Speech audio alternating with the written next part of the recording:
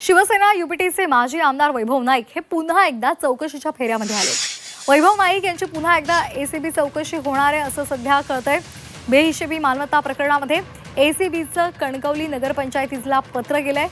वैभव नाईक यांनी खरेदी केलेल्या गायांची माहिती मागवली गेली। 2002 आणि 2006 मध्ये वैभव नाईक यांनी या गायांची खरेदी केली होती।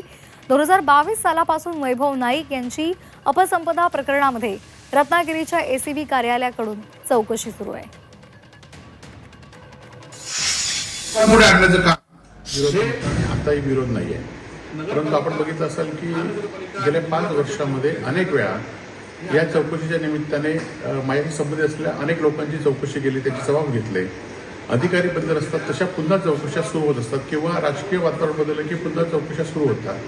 हे खरं तर माझ्यावर अन्यायदायक आहे, परंतु असून देत, ज्या चौकशी असतील त्या चौकशीला आम्ही सामोरे जाऊ, परंतु हा कुठल्याही दबावाला मात्र आम्ही बळी पडणार नाही एवढं मात्र निश्चित आहे।